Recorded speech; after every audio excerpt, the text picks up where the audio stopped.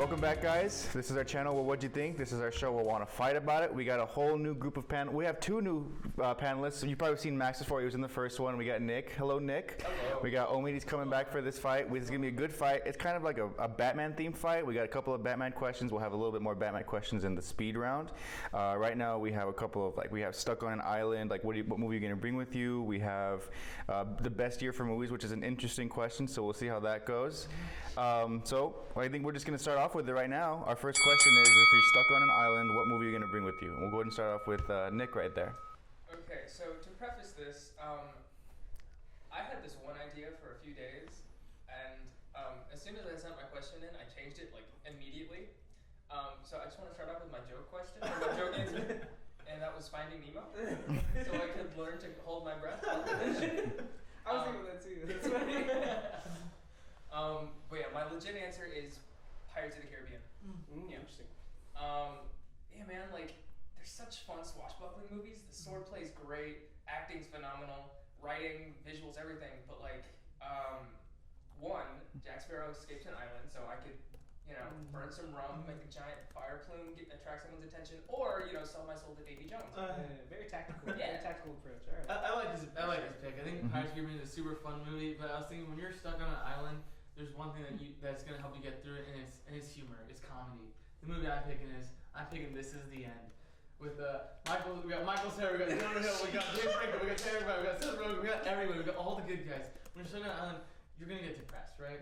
So I think with this movie, you're gonna have variety with the insane amount of actors. You're gonna have so much laughs, and you're gonna have awesome action scenes too with all the devil that rapes Jonah Hill. It's awesome. Say less. Yeah. Max? These are both great picks, and I think that it's really interesting that we always come in with a different angle. For my pick, I'm choosing Pulp Fiction. I think that it's really important that you have something that has some replay value on it, and I mean, it's just one of those movies where you can watch it 90 times and be like, wow, I didn't pick that up last time. That's really crazy. And between that, I mean, you also have stellar performances: Bruce Willis, John Travolta, Samuel L. Jackson. It's got star power, and lastly, it has a lot of variety as well. I think you can find a lot of laughs in it, but I think you can also find a lot of existentialism in it, and really ask yourself some serious questions. And you'd be like, man, maybe it's good that I'm here. Trapped on a deserted island. Well, I mean, go ahead, fight, guys. So I'm gonna say this: Pirates of the Caribbean, it's a fun movie, but I think at the end of the day, it's still kind of a shitty Disney movie. Yeah, what the fuck? How much money did those movies rake in? Money? I mean, money is the maybe answer a couple to this hundred question. million. Okay, you guys watch the Pirates movies. Okay, you know what else made a lot of money? That was Star Wars Episode 7, and a lot of people are starting to really turn their back on that movie. Well, Force Awakens I is good. Force Awakens is good. And also Pulp Fiction, because you have not picked a more boring. The only fun, isn't that with the dancing John Travolta? No, are you serious? There's so much more than that. Don't defend my movie. What are you doing? Pulp Fiction is the most generic film, bro. I agree. No! Are you serious? I think I know Pirates of the Caribbean guys? Yes, What the- 100%. No. I love Quentin Tarantino. Exactly, it's so unoriginal, but This Is the End. Literally, it has flavor. It has Jonah Hill. Bro, it is flimsy. You're gonna watch it twice and be like, oh, I've heard all these already. No, you know what it is this? What it is this? You have almost maybe 100 characters. You have Rihanna. You have Jason Segel. They all say like Kevin 2 Hart. lines. Those guys all it's like, all- look at the script for that, man. You'll probably have enough time to And write it they're out and be all- like, damn, they really gave Aziz Ansari 2 sentences and they got kicked off the cliff. They kill him. For people that love Aziz Ansari again for 2 minutes, and people that fucking hate him, oh, they're gonna see him die. How cool is that? Also, I'm gonna say this: they're your friends. You have 100 people brought on an island. Celebrities are your friends. Yeah, in this movie, you see Michael Cera. You see the drugged out version of Michael Cera. I never thought I would see that. When I see it, I'm like, oh shit. Dude, we aren't all Michael Cera on the internet. That's what's crazy. That's what's crazy. It doesn't help that it had Jack 4 Sparrow's hours. great. Him on the island is really good. But I think at a certain point, the gimmick of,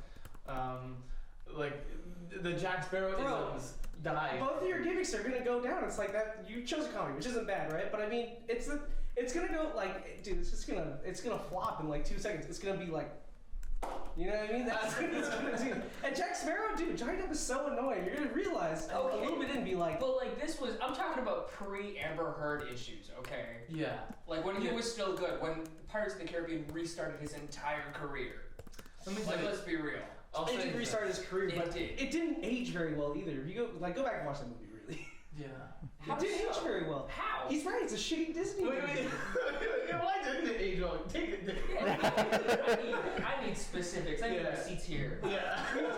What about it? Max, go ahead. Look, okay. Go ahead, comment. It's a bunch of like just dumb CGI. It's like an early 2000s movie. Cowbells is like that movie, bro. It's the Lizzie McGuire movie. It's any Hillary Duff movie, bro. It is like a Hillary Duff movie. Yeah. What it is this. There is no substance. With your movie, I haven't seen Pulp Fiction, but I will say I think. Then why are we having this argument? I haven't seen Pulp Fiction, you know why? Because that movie Can is so he be on this fucking podcast? Can we take away his nerd cred? I'll tell you this. The reason why I haven't seen Pulp Fiction is that Because movie. you were too busy watching This Is the End. I get it. And I learned. And this is the end. Terrible. You know what? This is the end is. This is the end is a blueprint. Do you know what happens in that movie with James Franco? Do you know what happens in that movie with James Franco? Doesn't he go to heaven? He almost gets taken up to heaven, and then what? He essentially flips people off, and he says, "No, you're dying." That's what happens. So with this movie, if I'm stuck on that island, I want to know how am I going to get into heaven. You do. You help the birds. This you help is the monkeys. no. This is the end. Is not the. You should have shown us Passion of the Christ if that was Whoa, the case. no. I will say this. While you That's guys too are, hard. enjoying your death, you laughing, you, I don't know, being enlightened and thinking of feet, I'll be off the island, sipping a margarita. You are not having fun gonna. with pirates. It's not gonna. Okay, that movie does not have any survival value to it. They get off the island in the first movie. I know they got. I know they like. They Yeah, like the plot island. plot Remember how they got off the island? plot armor. I didn't want. Yes. Yeah, plot. You think pirates would really make it off an island back in 1700s, man? They would not make it off that island. He probably had They would AIDS, probably die- scurvy. yeah, He yeah. probably would have died when he was like 17. They would probably. He could have died at 17. Okay, but Should we're be talking done like about that and drink the aging sea water. age casting in movies. Everything's out there. Come on. I think just what it comes down to, this is the end, is humor. When you're stuck on an island, you want to be able to laugh. You kind of want to forget your shitty situation. With Pulp Fiction, I haven't seen I don't understand how you guys are calling this movie boring. I think you're really good watching it. There's a lot of characters being fleshed out. Well, we'll give Omid credit. He hasn't seen it. Give me some credit. Thank you. Yeah. I He's think funny, man. no, he doesn't. But he's not a bad person. To be fair, my opinions on Tarantino films are not much better. My favorite movie is like Kill Bill. Yeah, Which is Kill pretty Bill Bill's not bad. You should have picked it. You should have picked Hateful Eight. You should have picked Hateful Eight because you have so many characters. You should have picked Hateful Eight because you have so many This characters. has the same characters. I've just told No, you. Bruce Willis, John Travolta, Yeah, but- Samuel L. Jackson. I can keep on You know what going. the problem is with I think John Travolta in that movie is he's so encapsulated with doing his John Travolta isms, and he's almost playing the Fonz. I think, right? No, he's almost not, the man. Fonz. No, dude, he's like an assassin. It's cool, like, no dude, way he's in a good assassin. I cannot argue this movie if you haven't seen it. That's why I'm so pissed off. Well, I think Nick, You're like, how are you gonna this boring film? It's like, dude, you haven't even seen it. I think Nick got it right. At the end of the day, it is a basic Quentin Tarantino movie. It is not. No, Mine it is no. a Seth Rogen. If you've seen it, you'd understand that it's his magnum opus. He's never done anything that great. I don't I think. think Kill Bill 1's better. Yeah, but that's around the same era. Yeah, it's his golden era. You know what I mean? And actually, not Kill Bill's better. Inglourious Bastards. That is his magnum opus. That is my That's one a of my good movie, favorite Quentin Tarantino That's movies good. ever. That's good. That's what I would have picked. And for I think Johnny Depp, I would have picked Edward Scissorhands. I think if you're gonna go for a cool Johnny Depp movie. Are you telling us what our picks are? You I'm picked thinking we this is should've the end. picked. This is what you should. And you picked this is the end. You're like, it's Michael Cera's best film, bro. Are you serious? I'm the bro here. This is the end. Gives you humor. It gives you a blueprint how to get into heaven. All right. So before we go into the closing, I just want you each to choose. Give me one scene as to why you think that's the movie you want to see when you're stuck on an island. One specific scene. Who's starting with? We'll go with Nick, or whoever has one. I got it. Okay. I already picked one. So, like I said, we got James Franco, we got Danny McBride, and we got Seth Rogen. The funniest scene in that movie is when they're all stuck in James Franco's house, and James Franco gives them a porno mag. And you know what happens? When they're having to dig underwater to get, they're digging to get bottles of water. James Franco says, "Oh, someone made jizz in my porno mag. What you guys did that?" And it ends up being Danny McBride. And Danny McBride and James Franco have this awesome back and forth saying, "Oh, I want to come anywhere. I'll come anywhere. I'll come on your magazine. I'll come on your base. I'll come on the walls. I'll come anywhere I want." That movie is just dumb humor. That at the end of the day, it's like, oh yeah, that's what you want on a stranded island. Eventually, you'd be like, why the fuck did I read this movie? But if we're going by your logic, I mean, what do you get from Pulp Fiction? The dance? No, I don't think you understand. Look, I'm okay, fine. My closing does this count as closing argument, basically? You know what? Yeah, we'll go with the closing right now. All right. I said my Look, piece. Yeah, you're good. Max, go ahead. Final scene of the movie is it's almost like revelation and Samuel L. Jackson is he's in a diner with John Travolta, and it's this movie about just basically being in the right place at the right time, or being where you're not supposed to at certain times. That's how. I don't want to spoil it for you since you haven't seen it, bro. You should go watch it. But they end up being in the right place at the right time, and someone's about to basically stick up the joint, and it kind of goes full circle. It's the entire movie. It goes full circle because that's the opening scene of the movie, and these two guys who they thought that there wasn't going to be anybody there. It turns out that there's two bad motherfuckers there, and it's John Travolta, Samuel L. Jackson, and they basically stop the stick up, and it's kind of like, wow, how many times in life have I been in the right place at the right time? Maybe I'm in the right place at the right time right now. You know what I mean? Yeah. Oh yeah. Go for it, Nick. Good. I have 3 words. Mhm. Sea turtles mate.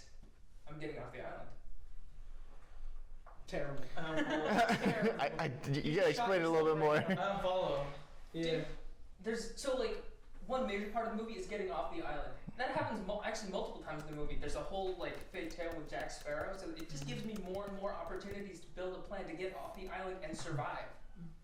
Not only that, it's an extremely rewatchable movie. Fantastic acting. Barbossa is one of the best pirates in pirate movie history.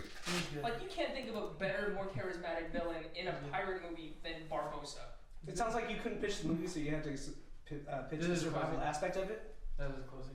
Anything else? But yeah, that's all I got. Yeah. You're all good, Nick? That's it, yeah. All right, cool. I mean, great fight. Great fight. I liked it. You all had some interesting picks. It looks like you all took the question a little bit differently. Nick took it as like a survival thing. Omid, you chose a comedy, and then Max, you did choose a film bro movie. So I do like how Max, you did say. I mean, I'm sure it's really good. It does have a stellar performance. You give us the cast, and it's cool. You tell us about like the rewatch value, but I mean, they did kind of get you where it was like it will get boring at times because if it's the same movie you have, you're gonna get bored of it. You did say how there's more rewatch value, so I do think that there's more rewatch value, and I would say this is the end because you did say early on that humor works only once or twice, so eventually you're gonna get the same jokes every time. But I mean, I have in all caps Jonah rape scene, so that's so I knew that'd be I'd want to bring that to an island too just to see that. Yeah. But You want to see that? It reminds you of when it's on the outside. yeah. It gives you hope. It gives you hope, exactly. Yes. And I do like Nick's pick because I think you brought it home at the end for me, where you talked about the other pirates, how it's a really good movie, rewatchable. I think all you guys really said was that Jack Sparrow was going to get tiring and that it was just a shitty Disney film. I feel like you guys didn't say too much about it. And then he did say he would be able to get off the island. And I do remember there's like a Mythbusters episode where he gets off the island using one of those things. Yeah. Outside sources? No, I'm just saying. So I know that they actually get off the island in that movie. So I'm going to go ahead and give the first point to Nick. I think he did very well. Yeah. Getting off the island was a smart pick. Mhm. I should check out Pulp Fiction. My coworker. It is said film that. movie. I'll admit it now the fight's over. Yeah, it's still I love really good. Inglorious. Yeah. Oh, that's a good one. That's a really. You could have picked that. Would have chosen that. Yeah. Do you mind getting BTS? I did already. Okay, Yeah. nice. Thank you. And Okay. My phone might be a chance. All right, cool. So great first round. I think it was awesome. This was really I think our next question is gonna be one of our Batman themed questions. We're gonna pitch. I'm sorry, now we're gonna pitch. We're gonna say which Batman villain has the most tragic backstory. And for this one, we're gonna start off with Omid. good. All right. So when you think of Batman characters, you got to think of Batman, the universe of Batman. People get screwed over so many times, time and time again. That's and, true. And the character I'm picking is I kind of want to paint you guys a picture. When I think the most sad thing you can do in someone's life is almost hating yourself. And I'm picking Harvey Dent, Two-Face. So I'm going to focus on two different backstories. We're going to have a little bit of the animated series and a little bit of the Dark Knight. So we're going to see in the animated series, you see that Harvey Dent, as a kid, he ends up fighting a bully at school, right? He punches the bully in the face, and you know what happens to the bully? He goes to the hospital. And you know what Harvey thinks? Oh shit, me expressing my emotions and using fear, I put a kid in the hospital and I could have almost killed him. And that's when he has to repress all of his bad thoughts and puts it inside of him. But what we find out throughout the episode is that kid went to the hospital for a completely different reason that Harvey put that on himself. And that's when we get the start of his split personality syndrome. And also, when we go in the Dark Knight, Harvey Dent is the only person in that universe that essentially did the right thing. He wants to do good by Gotham by what? Becoming an elected official and making change. And we see in that movie is fucked by Joker, and it essentially sends him from a White Knight being literally a piece of shit villain. I think Harvey Dent Two-Face is the most tragic backstory, and all I can say is this. I believe in Harvey Dent. Fuck you. But not only do I have that, I also have this. Go ahead.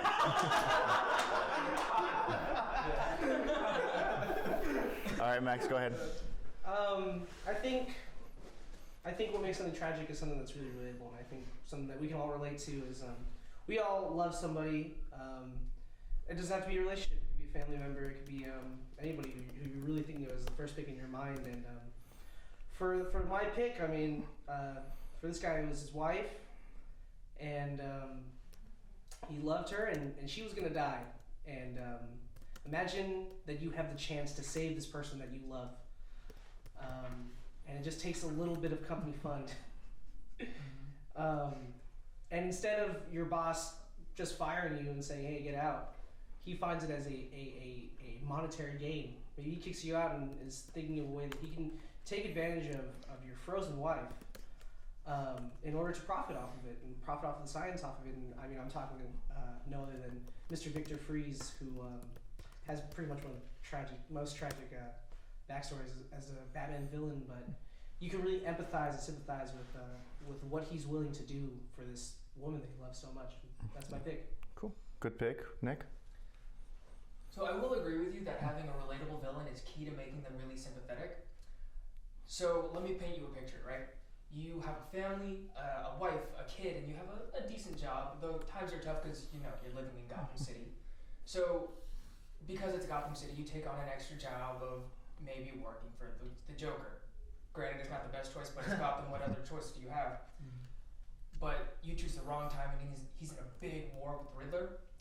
And just to make the Joker laugh, and just out of spite, the Riddler decides to kill your family. And just to, like, never forget who they are, you take on the one thing that you wanted to do with your son, and the thing that made your son the happiest, and that was put on a kite. I'm not even kidding. I think Kite Man is the most, like, he has the saddest backstory. I'm not even kidding. If you guys have read War of Jokes and Riddles, it's a fantastically written story, and it really makes this Joe character feel like you really care for him and you feel really sad for him. That's actually his origin? That's actually his origin. I gotta be honest, that was pretty good, actually. I didn't know Kite Man was villain, so Was it Harley Quinn? Is that when you learned that as Harley Quinn? No, I read the story first, and then I watched the show. So that was actually really fucking sad. You know, I think the difference is with your two characters versus mine. They started out kind of like yours is a villain, so can you really feel bad for a villain if his family dies by working for a villain? Really, he's a bad person. But with Victor Fries, I think Victor Fries is good, but like he's also still like a piece of shit fucking person. We all lose people, so like him becoming a villain just because he lost the love of his life. Like, I mean, sorry, join the fucking train, bro. Why do you guys? But Harvey Dent's a good person. Harvey Dent literally is a good person. He wants to make change. He wants to be a politician, bro. Oh. You know about all politicians right now. No, he's a fucking DA. You say the same thing about Newsom, bro. You say the same thing about. I'm not gonna talk about that. I'm gonna talk about How many people has Harvey killed? What? How many people has Harvey killed? Yeah. What do you mean Harvey's killed? He's killed a lot of people. As Two-Face? As both Harvey and Two-Face. Yeah. Well, he's killed people as Two-Face, but not as Harvey Dent before he becomes evil. What are you talking about? Who the hell is he killing as Harvey Dent? He's the DA of Gotham City. How many people do you think he's given the death sentence? Yeah. Obviously does, because he shoots people right on the spot. Oh. Executioner. As far as I'm concerned. Arkham Asylum is a better choice.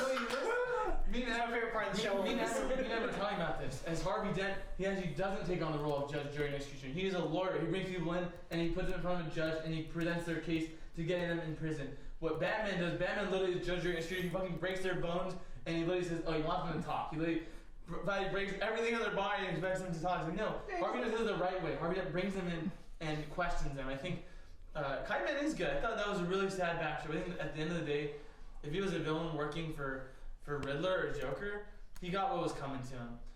Two-Face literally developed a split personality because he thought he punched someone at 5. He thought he put someone in the hospital because he hit him too hard. How fucking sad is that? He puts all of his negative thoughts in one dark place until he becomes big bad. Yeah, you know, most mentally ill people will just say like, "Oh man, you know what? Like I was really wrong with me. I feel like there's an issue," and then they check themselves in, and he like held that in and was like, "I'm gonna be a villain now." I That think makes it more tragic. That makes it more tragic. no, he held on. He didn't tell anybody. He didn't try to talk to anybody. He took that with him. No, he did. That's on him, bro. And what we see in the animated series, he does get professional help. He does, and you know how he gets exposed is I think Marta is one of the gangs. I'm pretty sure it's like Murdoch, whatever it is. He's in, when Harvey is going for re-election, they steal and they run into his treatment place and they get his files and they're gonna expose it to everyone that Harvey has split personality. That's what sets him off. He's like, oh shit. If they're gonna expose him? That he's mentally ill. And He couldn't just own up to it. He's like, they're gonna find out. This is really gonna be a problem. And society is so hard. We're so judging. You're judging Harvey Dent right now. No, he should have just came out. Then let's judge him for what he's actually done then. Before he was Two-Face. Yeah, you referenced The Dark Knight. Yeah, right? let's go into The Dark There Knight. is a literal specific scene where before he becomes Two-Face, he has a gun to a mentally ill person. Unloaded. It doesn't matter. It was never gonna kill him. He did it to get his. So what do you have? Him pull an unloaded gun against a fucking mentally ill person? He pulled a or have fucking- Batman where he breaks in and puts him paralyzed. He pulled a fucking It wasn't Alec Baldwin on the unloaded. He motherfucker. literally No, he did. Yes, he did. Unloaded. The gun was unloaded. He didn't We pull thought it that out. was Blake's there too. No, he didn't. He didn't pull That's it out. one mistake. It's all it takes for that to be a really bad situation. He didn't pull no Alec Baldwin. He didn't pull no Alec Baldwin. That's what he said. You said that? What's his word? That's right. The mentally ill person is so much better. That's worse. But no, wait a minute. This isn't about how good of a person is Batman. I think we can all agree that Batman is more than slightly fucked up in the head. Yes, but when we go into tragedy, you want them to know, oh man, they're doing what they can to make a change. And he That's what Freeze is trying to do. He's trying to change his woman's life. It's the love of his life, man. He's trying to change for the better so he can get back on track and have a family. That's really all it takes. All it takes is how Joker says all it takes is one bad day. It could take one good day. It could just You know what? But It's at the tragic. same time, how many lives is worth one? I agree. Is there an exchange rate? Oh, How many lives he killed in pursuit of saving one person? Yeah, right. First of all, don't argue with me when you picked Kite Man, bro. You picked At least my villain hasn't overtly killed anyone. What does he even do? What did he even do? Yeah. He's good at breaking into Yeah. He's kind of like He breaks into he's kind of like irrelevant place. though, man. That's still a villain. He's still in the villain roster. We're not judging how good they are as a villain. We're judging backstory. Can I tell you who you We're should getting off pick? topic. Okay, well, how tragic is the backstory if it's not iconic? How come we didn't know about it beforehand? Because man? it came out last year, so it's relatively new. Can I tell you this, Nick? Can I tell you who you should have picked? You should have picked Condiment Man with that joke of an answer. You should have picked Condiment with that joke of an answer. And then Max, like you said, yeah, saving a loved one. Look, it's everyone has it. That's so. And not only that, think about how tragic it is. Not that you're just trying to save your loved one, but then your boss screws you over. Your boss screws you over. Join the fucking. No. Your boss screws you over by trying to make money off of your wife. Like That's society. That's not necessarily a villain backstory. It's a personal villain backstory. It's a sympathetic one. I think we can all agree that there's been some scummy people coming to our life. Fuck you! You take your shit out of here, dude. Jesus. What are you for re-election? We're helping him run for re-election. No, I think I don't believe Nick said it best. How many lives is worth one life? What we see with Harvey Dent is one person who essentially did everything right and his life goes out of fucking whack. What we see in Dark Knight. Bro, you are Two-Faced yourself right now because Two-Face kills people. I align with him. I align with Two-Face. Having a flip, maybe I do have split personality. Who knows? What we're gonna say is what? You are losing. Fuck you. Just imagine, your whole reason for being was just a practical joke. Both in writing and also just to make your boss laugh. It's just not iconic. That is sad. Eventually, his whole life was, like you said, a joke. Exactly. To make Joker laugh. No one gives a shit about Kite Man, and that's what makes him sad. No one does give a shit. Okay, so go ahead and go into closings. We'll start off with Nick, and then we'll go down that way. Well, like I said, his entire reason for being is a practical joke. He doesn't matter, and he knows it. He has to live with that constant sense of I don't matter. Everyone I love is dead, and everything I do now is just to be screwed over. That's the entire reason I'm here.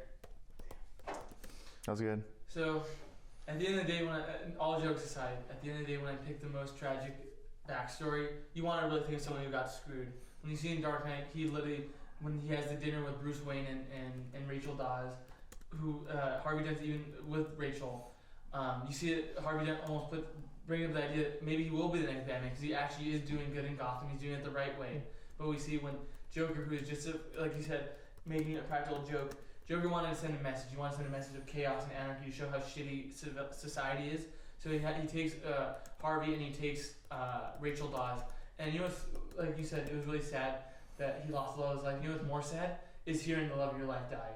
When him and Rachel are locked in the warehouse together, he literally has to tell her it's gonna be alright when you know it's not. How fucking sad is that shit? And then when you see that when she does die, not only is he mentally hurt and his heart is broken, he gets fucking, the scars are shown on the outside. Scars are shown on the fucking outside. And then lastly, I'm gonna end this off with, you see when he takes Gordon and he's fighting Bruce Wayne, he's literally, he's practically a dead man walking. When he brings the cops, he's like, oh, you brought your cops. And then Gordon's like, oh, you can get away. They don't know you're here. He's like, you think I want to escape from this? There is no escape from this. He went in knowing he was gonna die. And when he flips a coin, at the end of the day, fuck you. I know, no, you're good. You're monologuing. Yeah, Just go ahead and close it out. I pulled an Owen. I'll do this. So That's funny. I'll close off. You almost won. Yes! I'll close off with this. When you think of a most tragic person, you want to think of someone who got screwed. And at the end of the day, Harvey Dent didn't deserve what came to him.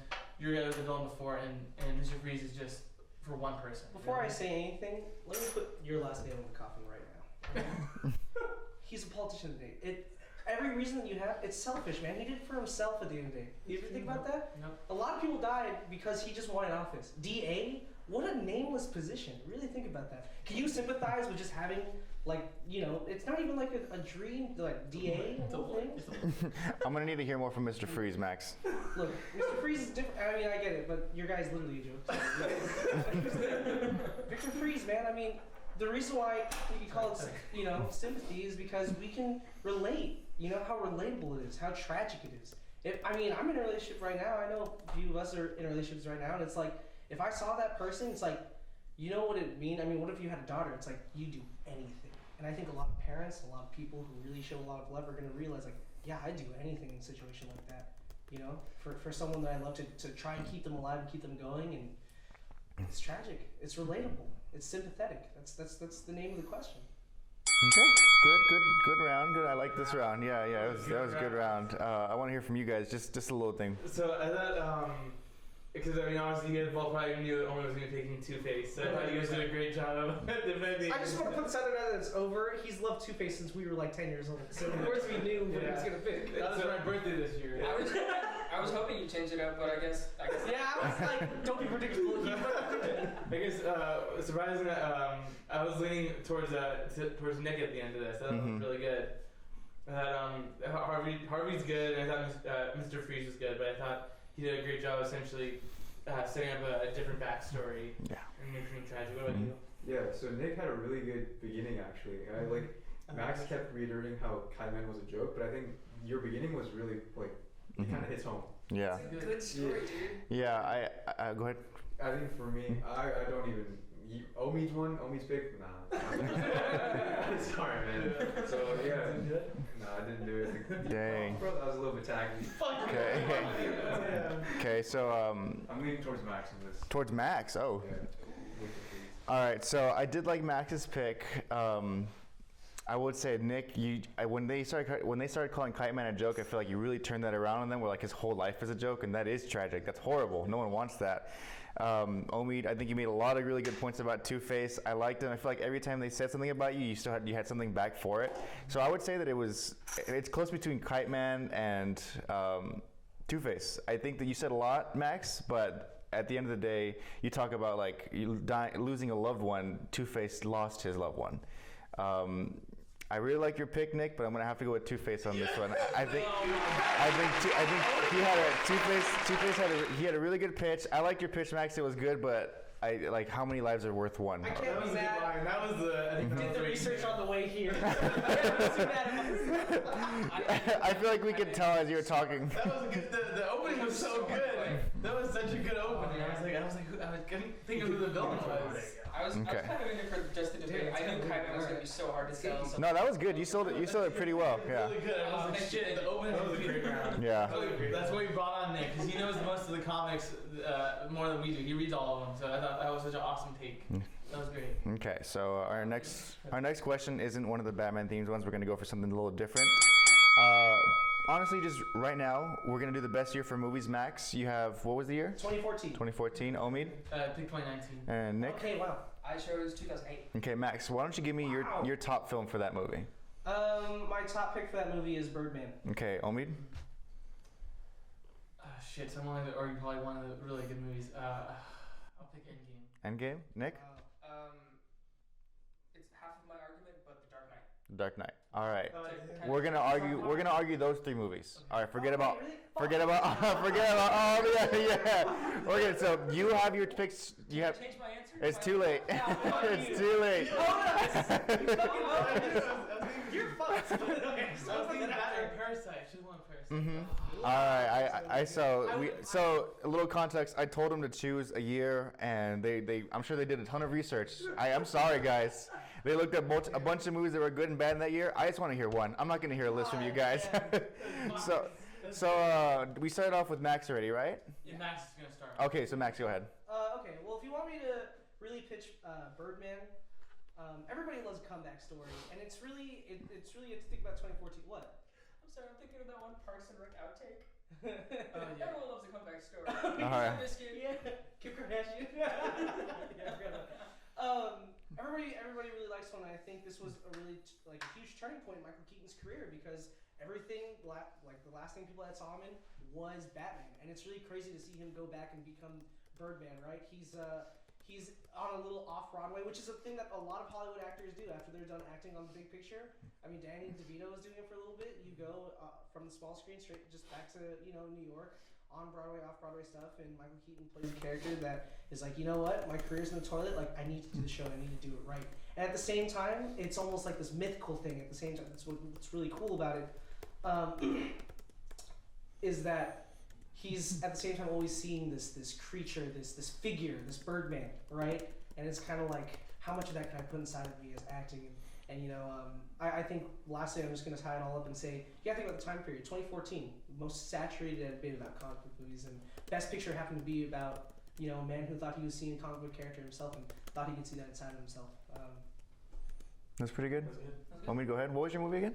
I picked essentially the highest grossing movie of all time. I picked Avengers Endgame. Oh, you chose Endgame. Oh, I didn't hear that part. So I picked Endgame, and I think when we think about movies, we want to think of essentially the experience. This movie is 10 years in the making. There's never been a movie like this that has been a story told like this, with probably 22 movies of telling one big giant story. We have Thanos. We have Thanos really being compared, if not better than Darth Vader. Thanos is going down. Excuse me?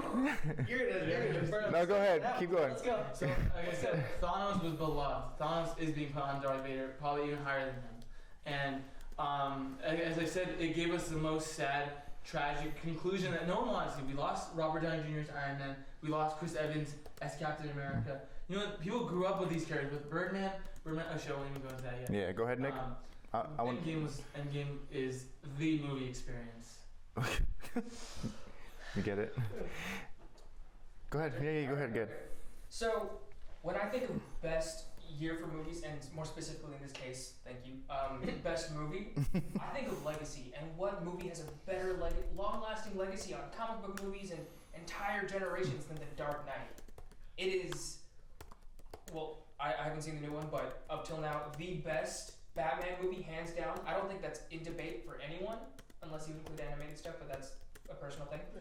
But not only has it stood the test of time, but it has gone to inform the rest of the DC universe moving forward, even after reboots.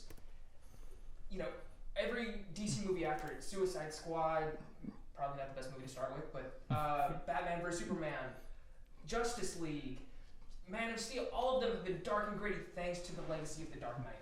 Sounds like the Cowboys and just beat up on a bunch of trash. The movies you were just listing, those you have not picked shittier movies. You literally named Suicide Squad, PVX, Man of Steel, not Man of Steel. Yeah. You said, What did you beat? Suicide You said Squad? Justice. Damn. You That's hard. mentioned, My movie beat Suicide Squad. yeah, you mentioned Justice League. Can I talk about Birdman? Justice Movie. I like Birdman.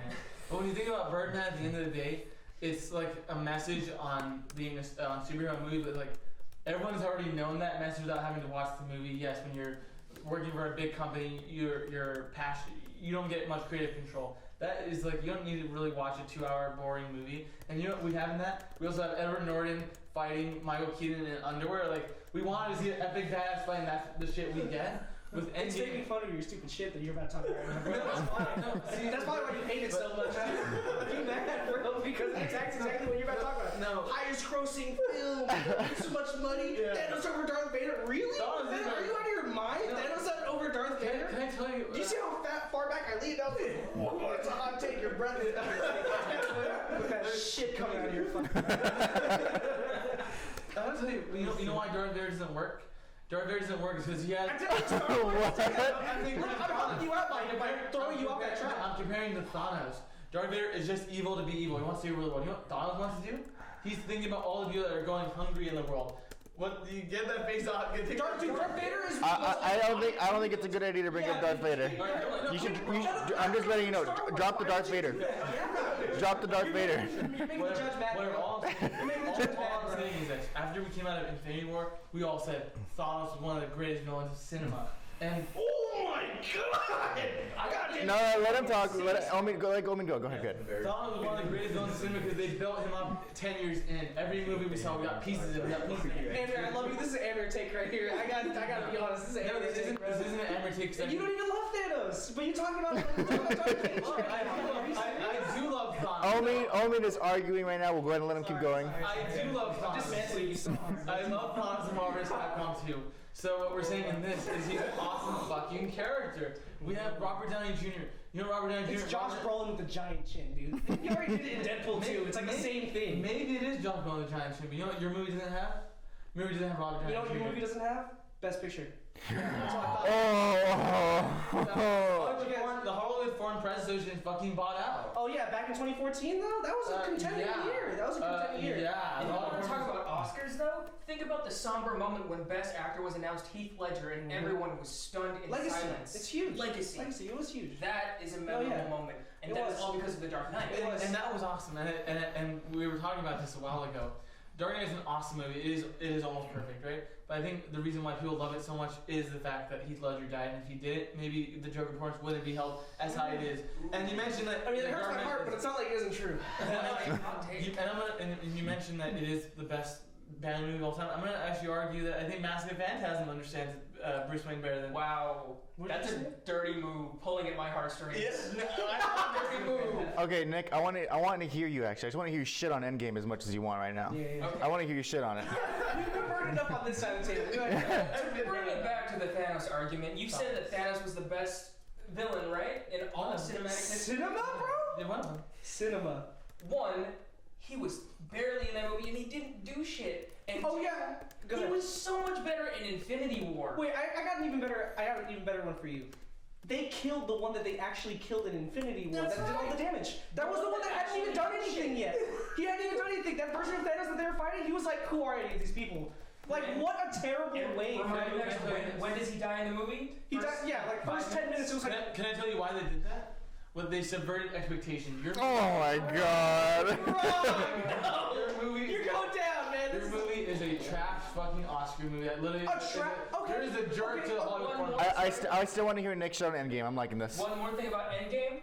It's basically two movies. One is the movie they actually wanted to tell, and two, which takes up like half the movie, is the stupid time heist that no one gave a shit about. Let's be real. We're all there for Portal, seeing everyone come back and fight the armies of Thanos. We're not here to see them go back in time and relive the greatest hits of all the Avengers movies. Just go on Disney Plus. Yes. It was like that South Park member berries shit. They're like, oh, remember? They're like, I'm a oh, raging demon, you fuckers. So Shut you're up. like down. You know what, your Dude, movie- you're down like you know 3 games to 0 right now. You know what? Your movie doesn't speak on society. Your movie doesn't even speak on where culture is. Did you say So, society? listen where I'm going on. Listen where I'm going with this. Society. What we see is this. Society. We see Chris Evans. Spoiler. He dies, or he goes back in time and essentially gives up Captain America. Who's he giving up to? He gives up to Sam fucking Wilson. We're getting a black Captain America. That is. You're pandering, man. No, You're the angrier I'm route. not pan- no, You want the if you angrier think I'm route. I'm pandering- sorry. If you think I'm pandering, then you don't understand is Miles Morales pandering?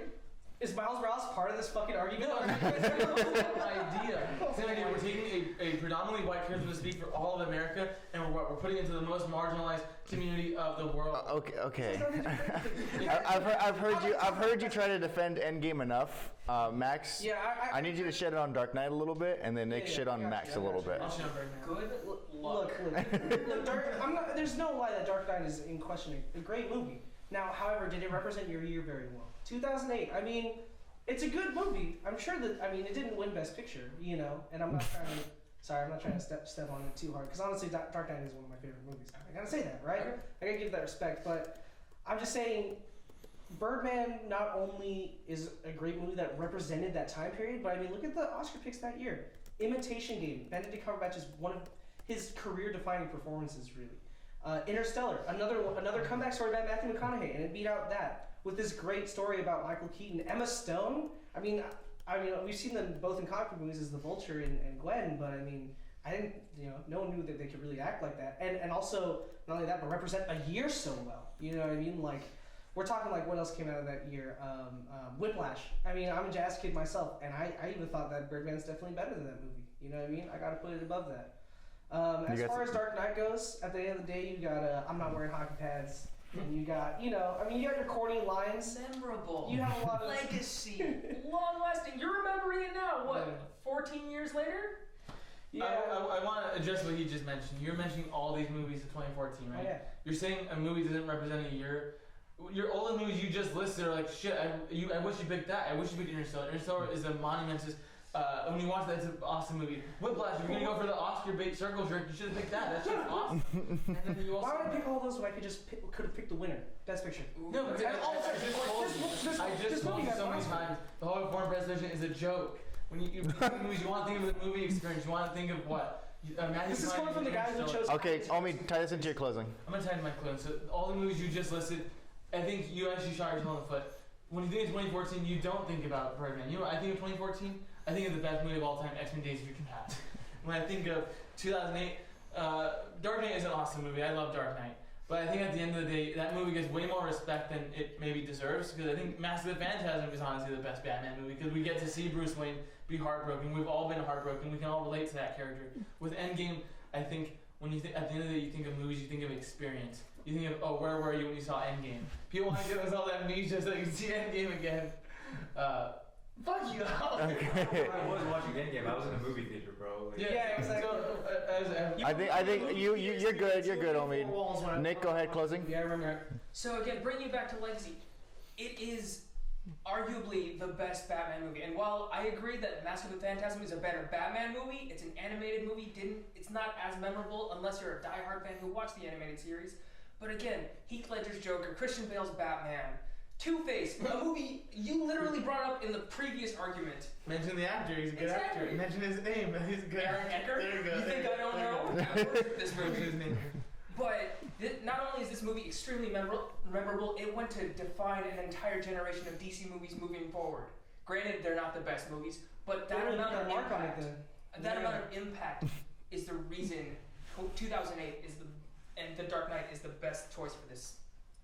Okay, Max, I'm gonna need you to sell me on Birdman. You don't have to bring those two up. Just sell me on I'm not Birdman. gonna say anything.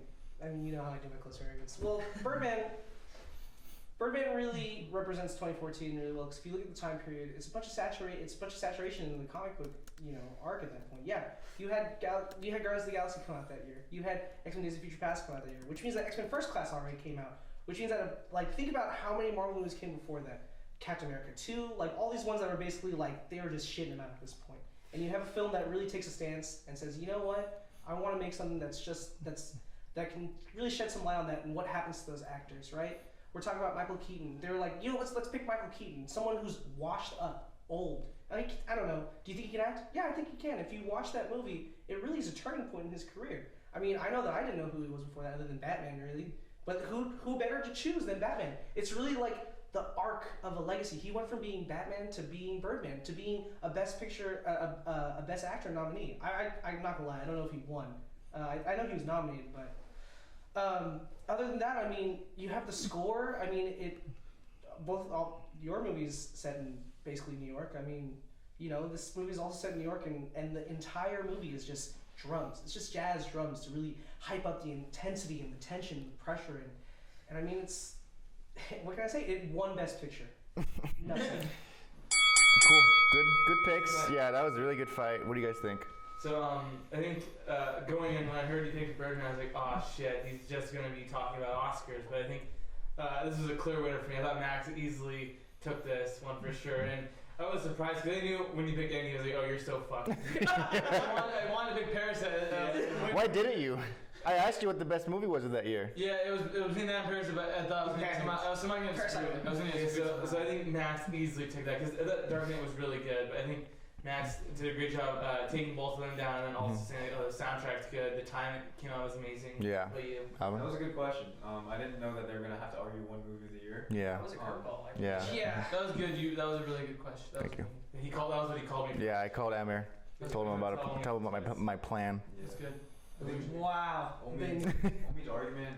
I can see the pain in his eyes having to argue. He's struggling. He's pulling stuff out. Spain with that BS, bro. I think Nick's argument was really solid, actually. And I think just the long-lasting legacy of The Dark Knight. I will say though that your argument about the experience, I have never had a cinematic experience of seeing everyone come out in the portals and Avengers assemble. That for sure. Captain America with the Mjolnir. I should have picked Parasite. Though, Yeah. I would like to strike that comment from the record. So that can't be in his argument. Well, who would you choose, Alvin? I would choose Nick. Nick? Okay. So yeah, I think you did get screwed over choosing Endgame. I hate. I tried asking you, man. I tried throwing you the bone. What was the best movie of the year? You gave me Endgame. I really wanted to go Parasite because they introduced the foreign film to American. You could have argued that better. Endgame, I feel like you kind of hung up on Thanos a bit. I'd say the entire argument you did. Yeah. That was the entire argument. It was really close between Nick and Max. I think Max, you did really well. Nick, you did really good. Both of you, I think it was hard for both of you to kind of break down each other because they're both really good films. Yeah. So at the end of the day, I also haven't seen Birdman, which I need to. So at the end of the day, I'm going to give it to the one who I think sold it the best. So I'm going to give it to Max on that one. He's good. He's really good. So my original argument for 2008 was both The Dark Knight and Iron Man came out at the same year. Thank God you Thank God I knew this. I know, right? Iron Man, I would have gone into. I was like, really? Alvin, Dark Knight. what's our total time? It's great. I would have gone into Legacy, the whole thing. That's my entire argument. We're good. No, it's at 50. We're good. Yeah. Okay. So we're on our next question right now. This is four. Yeah, this is round 4. I know, we're doing really good. We're doing really good. It's tied up. Yeah, it's all tied up. So we got 1, 1, and 1. The next one's going to make it to the finals for sure, so there's going to be a good fight. So I think in a world where we have really good Pixar movies coming out all the time, that's kind of like our main thought when we think of animated films. So I want to go past that. I want to ask you guys, what's the best non-Pixar animated film? And for this one, we're going to start off back to Nick. Okay. I think that the best non-Pixar animated movie is Spider-Man Into the Spider-Verse. I want to change my pick on the way here, but I picked it, so I like mine though. So. Yeah, my entire argument is one, it introduces a new Spider-Man that I think everyone now loves a lot. It brought him into the mainstream out of the comics and the video games. And 2, visually as an artist, like I love that movie because it's such a unique style, and they made a point to like if you pause that movie at any point, it looks like a beautiful frame. That's my argument. Go for it, Omid. Before I go into my top, can I ask you a question? What's up? Picking a sequel to one of the best movies of all time, but the question is this: do you know the Muffin Man? The Muffin Man. I picked Shrek 2. So Nice. I think Shrek 2 is not only the one of the best animated movies of all time, it's also one of the best sequels of all time. It is a movie that is made for children and adults can love too, and it is so relatable. It is essentially like a meet the parents when you're dating someone, you're gonna meet their family, the awkwardness that comes with meeting each other's sides. It has super emotional scenes with Mongo. That movie literally tugs at your heartstrings, and I loved it. People loved it as a kid, and people love it now. And whenever you think of Shrek, it's like, oh, it's as good as Shrek 2. and all the other ones, they never come up to Shrek 2. Shrek 2 has set the bar for animated movies. This is gonna be a fun round. Mm-hmm. Fuck. Max, go ahead. Well, I picked a movie that has a lot of individuality. I didn't think I was going to see such a trend with my picks today, but both great picks. I think this is going to be really fun because I chose pretty much a movie that it popped into my head right away because of just the theme and not just the soundtrack, but I mean like the visual theme of the movie. I chose Fantastic Mr. Fox. Wes Anderson pick. I love that. Yeah, it's so good. But here's the thing.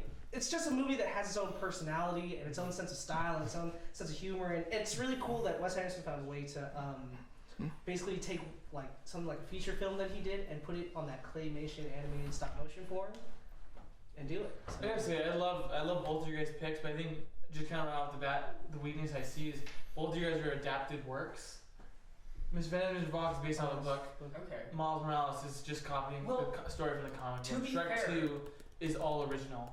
Not exactly. They're all pre-existing characters. No, Except for maybe that's Shirley. they're all pre-existing, but they gave them all their own. They're all Princess Fiona. They're all commentary on the Fairy Godmother, Prince Charming, They're all Three Blind commentary. Mice. Oh, princess.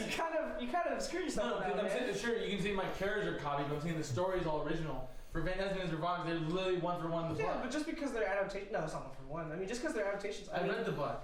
Yeah, and I'm sure you read the book as a kid, but when you watch that movie, here's the thing. I mean, like, it has a lot of that adult sense of humor where it's mostly about the dialogue and the quick pace. No, yeah, I agree. The movie's funny. It's almost better than like Edgar Wright movies. I think Wes Anderson is a really underrated.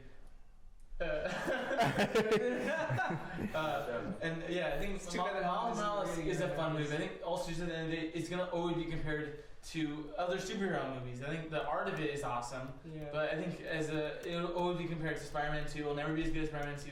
It'll always be compared to even Spider-Man 1. I think it is not the best. The real It's not the question best is how much does it stand up on its own without? All right, yeah, but exactly. But that being said, this animated movie, which people typically hold to a lower standard, is still being compared to top tier, blockbuster superhero movies. Yeah, but did anyone ever compare it to Pixar status? No. Oh, everyone always does. I don't think so. The art scene, There's- boy. I don't know, but all I will say is whenever I hear people talk about like animated movies, it's always Toy Story, Toy Story 2, Shrek 2. No one talks about Fantastic. Legacy. I mean, yeah, but it's because it just didn't make a lot of money. But it's still like a great. Like I said, I picked it because it's individual. I mean, we're talking about the non-best Pixar film. We're talking about a movie that basically, for you, I mean. They kind of made Shrek 2 because it was kind of like a jab at Disney that also just happened to get really popular and make a lot of money. Yeah. You know what I mean? And not to diss it too hard, but yeah, like when you think about Fantastic Mr. Fox, close your eyes right now. I can see the oranges and the yellows and the browns and you get a really good sense of the theme and the and not just the dialogue. I mean, it has its own sense of personality and the humor and the way that it's filmed, just like Wes Anderson. I actually really like that point. And on the point of like unique visual style, I think Fantastic Mr. Fox and Spider-Verse both have a really good like head-to-head with this. Mm-hmm. On the other hand, Shrek 2 is pretty mid. Well, I won't say Shrek 2 was that way before technology was so powerful. Doesn't matter. Animation-wise, beautiful. Damn. Design-wise, Can I tap you up on that right now? pretty boring. Yeah, man. Just give me two. No.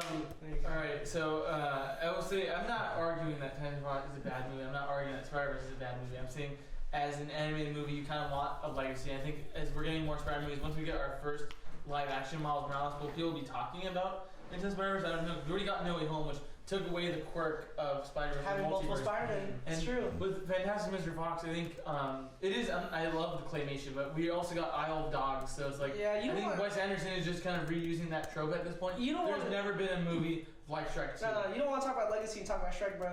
You ever talk about Shrek the Third? Yeah, I'm talking about Shrek Third after. You ever talk about the Shrek tie-in games for the Nintendo DS? Yeah, those Talk movies about Shrek those. the musical? Yeah, Those movies and that musical fucking suck. Oh yeah, so then you should have brought up legacy because I was trying to argue one film. Now you want to argue the whole catalog. It's Shrek 1 and Shrek 2, and now you just brought in the third Shrek Forever After. Like those are gonna get points. Fuck you, why not just make Shrek 5, right? Bring back Eddie Murphy. Give him another $20 million contract right now. What I'm saying, legacy. No, I'm saying your movie won't stand the test of time. Yes. Your movie won't stand. Did you see the gasps of enjoyment that came up as soon as I brought this movie? You guys were really into it. Because I love claymation. I'm a film buff. Yeah. I will say about Fantastic Mr. Fox, although claymation isn't a dying art and I think it's fantastic, it looks creepy as hell. Yeah. The puppets are so skinny. That's the point. Yeah. Eyes. And that's the point. They're animals at the end of the day. It's kind of cute to try and find this lovable attraction to these things that are at the end of the day. Yeah, they're You're right. It puppets. is hard because it's taxidermy the movie. Nick is right. Not only is it creepy, but it's also like it has no greater message about life. You can't take anything away from that. With Shrek 2. Wait. Shrek 2 is Fantastic Mr. Fox? It's a Yes. movie that's all about It's a movie about being a thief. Yes, it's Yes, true. because they family. have- yeah. There's family in every movie. It's a movie about being a thief, stealing juice boxes, and I guess like chemistry. Trying to make classes. something that's your own against industrial, like giant industries. That's what everyone's trying to go through right now. We're all trying to break into the industry. That's what they were doing the whole time. No, it's a movie about surviving. It's a movie about being hunted. You can't really. It's a movie about trying to yourself. avoid being Yeah. hunted, trying to keep what's yours in a time where people are trying to take food right off the plate. Maybe At I least guess. all movies have good messages. Yours is an animated comedy. Animation being not as like revered as live action, and comedy, more or less being regarded as the lowest form of I love Shrek 2, man. It's iconic. Did you chose try the sellout? Did you? man. No, I Eddie didn't. Murphy, I didn't Mike pick- Myers. I didn't pick no fucking sellout pick. You're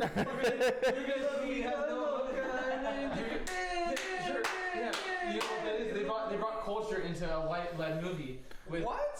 They brought culture. What? Culture into What? a movie. Bro. With not, your movies don't have. Your movies have no fucking heart. When you see it, That's so no, wrong. You know why? Your movie doesn't have any heart. Can I tell you? Let's hear Omi talk. Let me tell you why my movie DreamWorks. has That's heart. all I gotta say. The reason why a movie has heart is one of the most tragic things a person can go through is a parent watching their child die.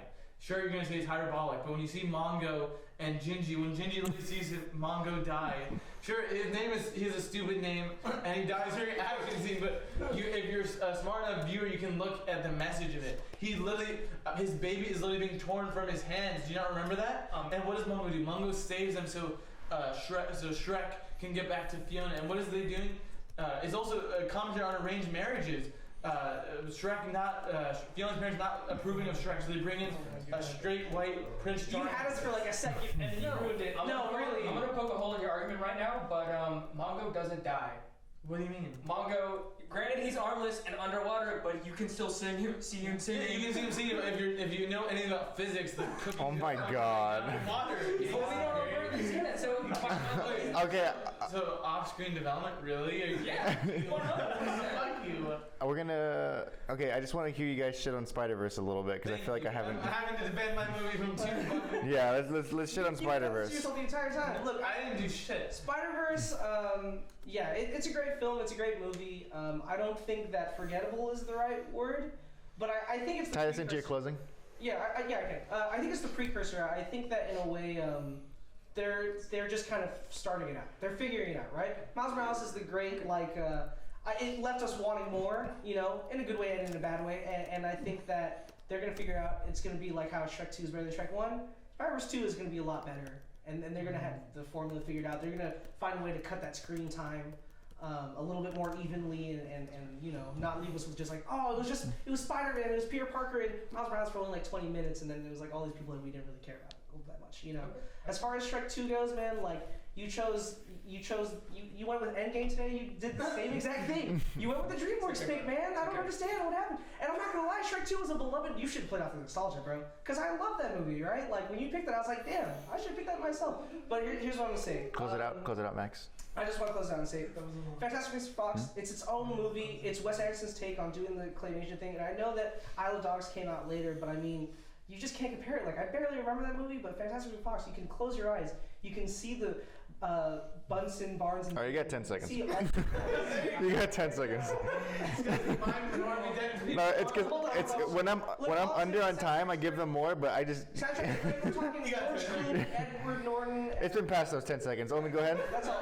I never closed last. I think I've always. Oh, okay, yeah. Nick, go ahead then. No, you already... Oh, you didn't go? I never get final close. So Sorry. Spider-Man Into the Spider-Verse started a whole thing. Like you said, it inspired a whole bunch of other movies. But not only that, going back to this, but every frame is a beautiful shot. There aren't very many movies that can say that. And not only that, it did bring all these characters in the mainstream, and it reinvented characters. How many people at cons do you see dressing up as Peter B. Parker with the schlubby sweatpants and the the 5 o'clock shadow and the hobo jacket? It's iconic. And again, the cast. Jake Johnson, a hilarious actor. Chris Pine was in the movie. Liev Schreiber. It's a great cast. For a great Name one of the black people. What? Alright, there you go. I just want to make sure. If I can pull up the whole thing right now, I'll do it. It should be more than more. I mean, go ahead, close it out with Shrek 2. So I'm gonna have to close out. I think you guys are saying I picked essentially like the corporate pick, right? Yeah, absolutely. But you know what Shrek 2 did? Shrek 2 It sold came a out. lot of birthday I parties. mean, let him go. That was my closing. So you know what Shrek 2 did was Shrek 2 came out at a time when Pixar dominated the animation industry, and you know what they did? They showed other studios can make big budget animation movies and make money. So what Shrek 2 did allowed, I'm guessing it was probably maybe Warner Brothers or I forgot who. It's Fox, 20th Century Fox, and for you, Sony Animation Group. DreamWorks took that chance, saying, "Oh, we're gonna put a lot of big budget actors because your guys is full of big budget actors." You know who did that first? Shrek 2 did that first, and.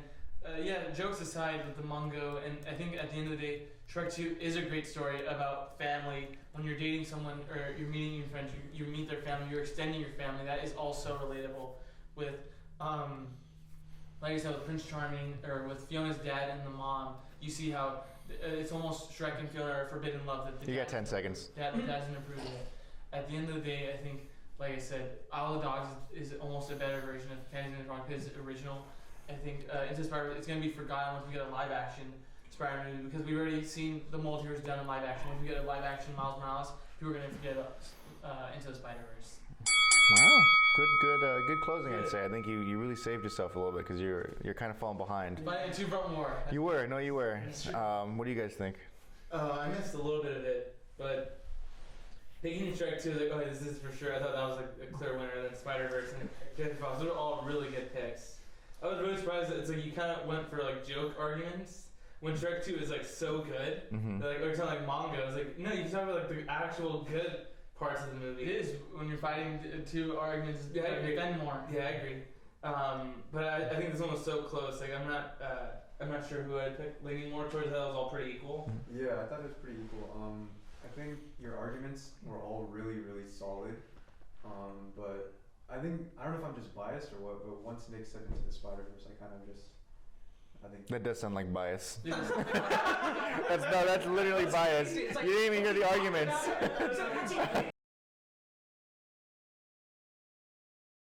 I'm choosing that. Choosing him by its cover. Well, I haven't even seen Fantastic Fox. Oh, no, yeah. I will say I haven't seen it either, so that was kind of a little bit disadvantage you had there, Max. But you still sold me on it. It was really good. You did really good. I think that Amir was right. Omi, you could have said a little bit more like better points. I did write Mungo's death. That was a good. I did like that, but I know there's a lot more to Shrek 2 than that kind of stuff. Nick, I think you represented your movie pretty well. Great cast. You kind of sold it out at the end, where like you could stop every frame and like there's still something there you can see. I think they got you a little bit, Max. We're saying it was ugly, because that's when you're talking about close your eyes and think of Mr. Fantastic Fox. I don't want to think about it. I don't want to think about those weird looking foxes. That's actually why I haven't seen the movie, because it's ugly. Taxidermy the movie. Yeah, literally. I will say. I love Fantastic. I will say that was. I'm being This is it's done. This is a close one, but I'm gonna have to give this one to Nick too. I think Nick did very well. He sold it in. Only you almost had me if you kind of fought a little bit more in the beginning. But yeah. Okay. You did bring up a lot of themes about Shrek 2 that I completely forgot and are totally valid. It's really good. It's I really was good. for the stupid No, it's campaign. great. I put all my eggs in the Batman sequel. I love my. I know. I'm excited for this one. Me too. That was my- All right. So this is round 5. This is the last round. Yeah. What do we have for time? What's on there? No. Yeah, we're at 105. Nice. Okay. So with this new Batman coming out, we're obviously gonna expect a sequel. We're gonna go into this not having seen the first one, just so that we don't have to get into spoilers for the movie, because I know that not everyone here has seen it. Yeah. So essentially, they're gonna pitch me a Batman sequel, but it's gonna be a Batman movie with Robert Pattinson. So that's what they're gonna give me, and I'm gonna start off with we'll go with Omid first. Cool. So I think what the Batman, I haven't seen it, but I think what the Batman movie looks like it's going to do really well is it's taking a lesser known / less respected villain and making them really serious and making them beloved. Mm-hmm. So I'm going to give you guys a cold open. This is the cold open. So you're going to open with essentially this 2-bit thief. He's robbing a convenience store. He's just taking, he holds up the gun to the clerk. He takes about $500. When he's robbing them, the police get called. Batman gets called. He's being chased down by the Batman. As he's being chased down, he's running away, and he believes he has lost Batman. And once he believes he lost Batman, he goes home to his apartment. He goes home to his apartment. He welcomes his wife and child, and he's making them dinner. Their wife's making them dinner. Says, "Oh, we have warm dinner for you." And what happens halfway through the dinner, he finds out that Batman tracked him. When Batman tracked him, he goes to his gear. What does he grab? He grabs a fucking his jet, his flamethrower, and his mask. Okay, all right. No Two-Face, yeah. Like watching kids, I was like, is this Kite Man? the emotion hasn't happened yet. So as he grabs his gear, he's ready to fight Batman. Batman throws a battering, it bounces off the mirror, hits his gas canister. When it hits his gas canister, it blows up, it kills his wife, his child, and it leaves him burnt. And that's where we open with the Batman sequel, movie focusing on the Firefly. That's cool. Very That's cool. sick. Go for it, Nick. Okay, so my movie isn't very villain-centric.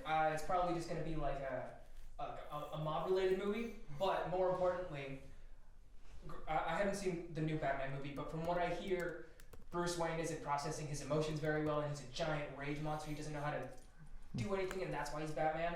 So I'm thinking the second movie, he sort of figured things out, and this is where you introduce Robin.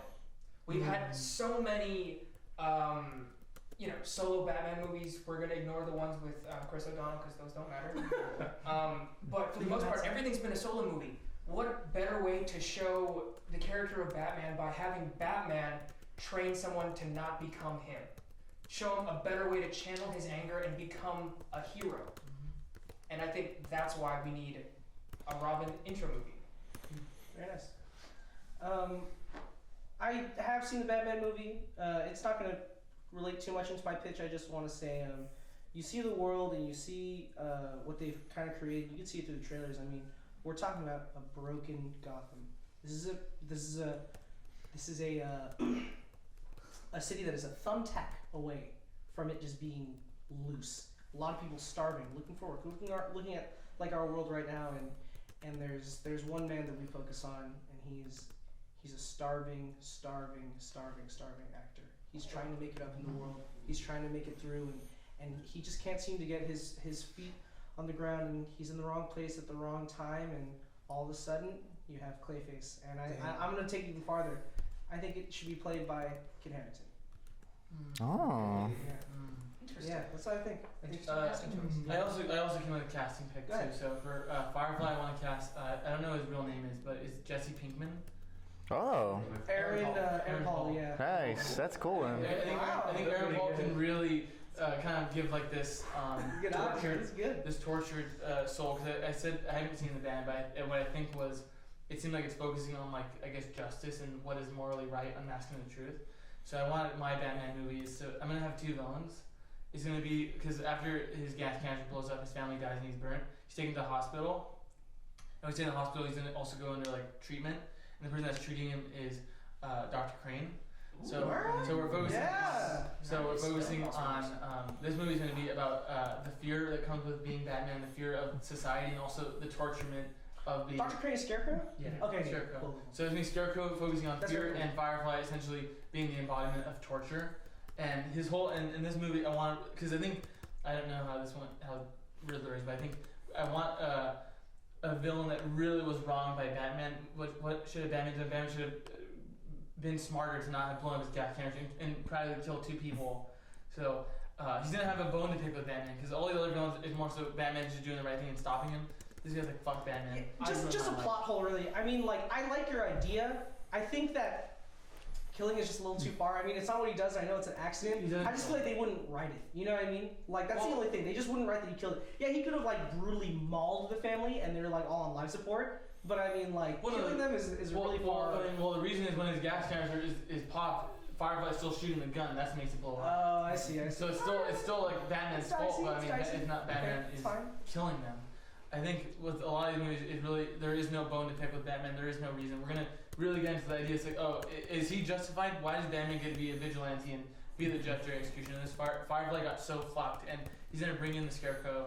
And I think you did Clayface, and you're doing Robin. Yeah. So I love Robin. I think it's just, are you gonna do a kid? Maybe not like full like 12-year-old because one, that's hard to get into a movie, especially if they're going to play a main character. Yeah. So I'm thinking casting wise, I know that the guy who plays Miguel in Cobra Kai is going to be Blue Beetle, so why not also pull from Cobra Kai and have Tanner Buchanan, the guy who plays Very Johnny nice. Lawrence's son, as Dick Grayson. I was gonna ask you a casting pick. That's cool. I like it. I don't know who that is. So Is he I like wanna- a 16-year-old? No, he's not Hawk. He's the one who like. Irrelevant. Yeah, is he? Irrelevant. What is he, like 16? I have no idea. I So, think he's, Glad no one I think thinks it- that Chalamet would have destroyed you. I Yeah, love he T-Shaw. got it. I love T-Shaw. I want him as far I away wish you did from think Robin that. as I possible. actually, also, talking about casting, I think, I love your pitch, but I think Kit Harington, really? He Clayface. was so lame in Eternals and he's gonna be so shitty in this. I mean, Oh, the sorry. directors, yeah.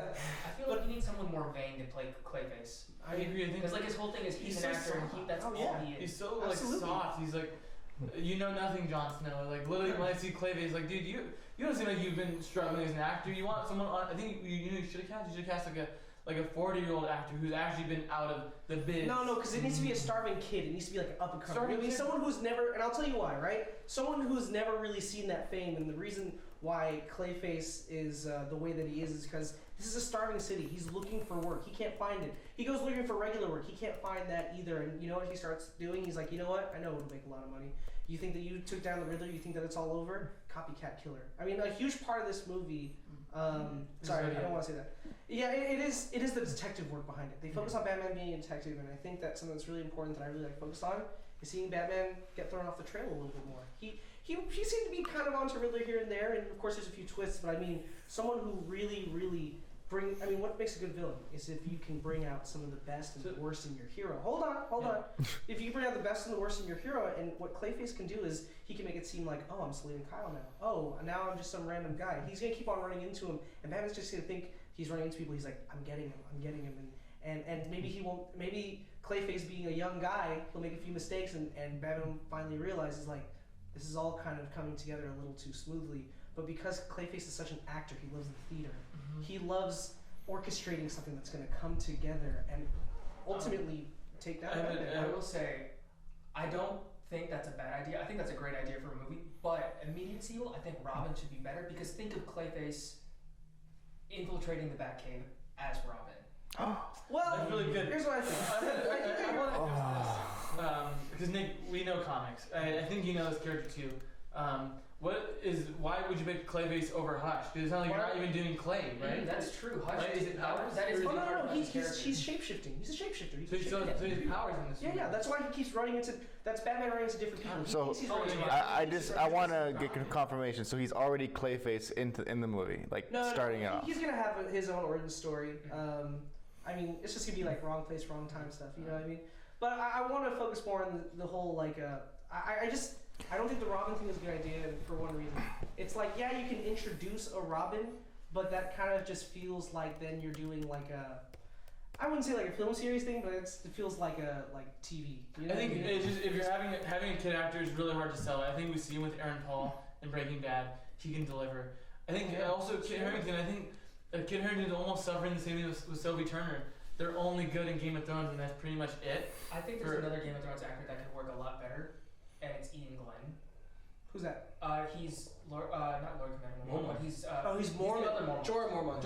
Oh yeah, I agree. Because if you want a starving actor, you want someone that's old. I want someone younger. It has to be someone, not someone who's lived through Gotham. Someone who realizes that Gotham is the shit place. How sad is that to see a 45-year-old or like a 50-year-old still trying to be an actor, not getting a job, and he has to probably be like a His hot dog. age is Okay, aside from the hot dog. hold on. Not just okay, fine. You want to talk about the age side of the whole? Okay, before you guys continue this, I actually just want Nick and Max, because Omid already pitched me a scene, a really cool scene. I want you guys to be able to pitch me a scene in this movie. Okay. I got one for you.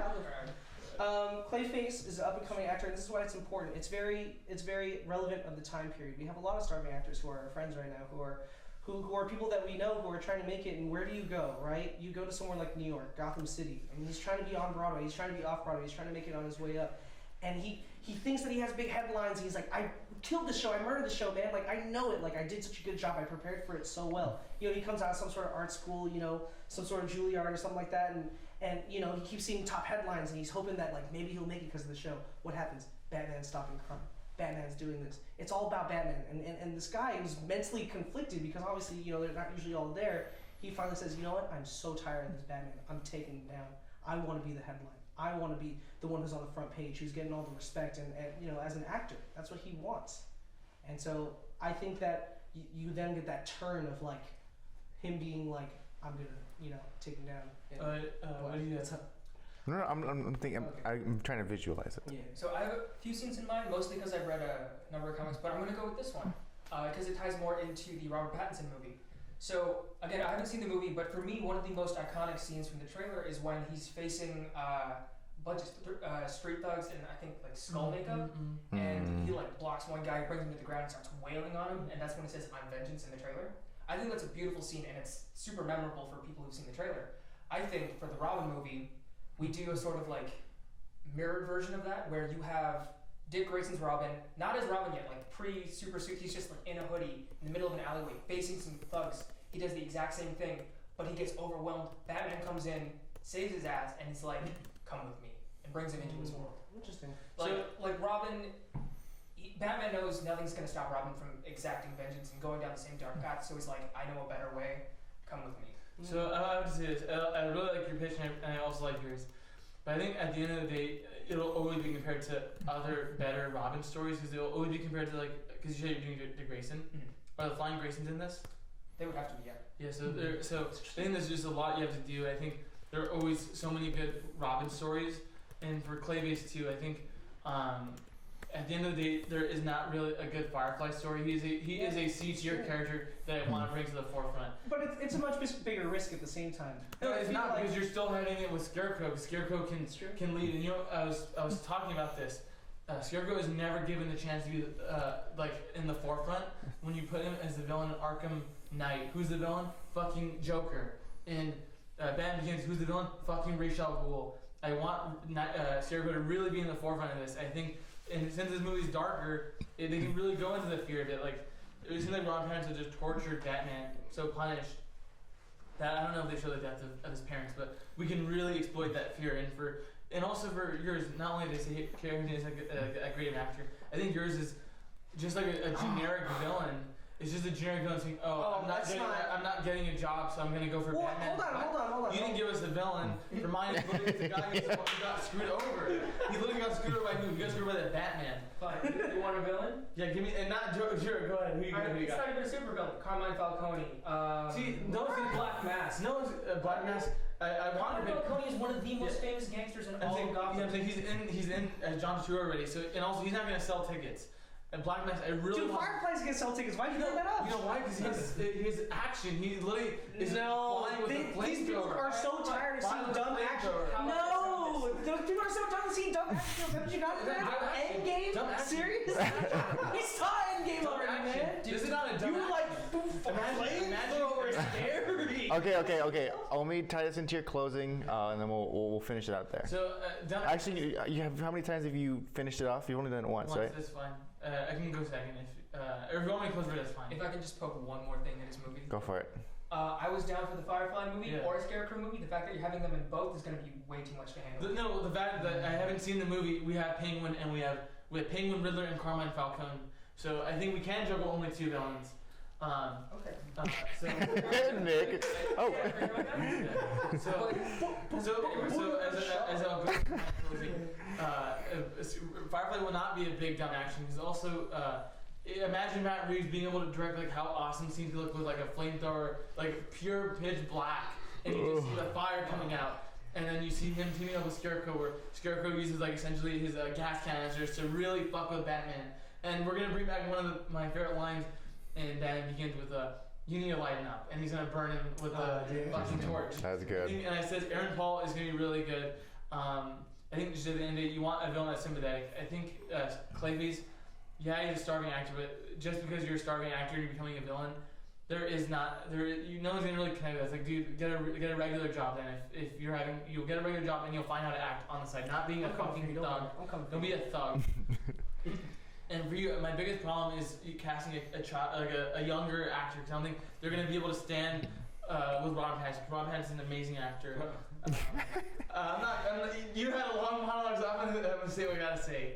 So yeah, I think they will always be compared to other better Batman stories. You should have picked fucking Hush. I think having stupid Clay CGI. Stupid Clayface, you chose stupid Firefly with the dope flamethrowers. You like Endgame. Okay, close it out. Yeah, 10 seconds. You got. I know, no, because it's a good round. I want to get more people for more time. Multiple really long closing statements. Yeah, that's kind of my thing.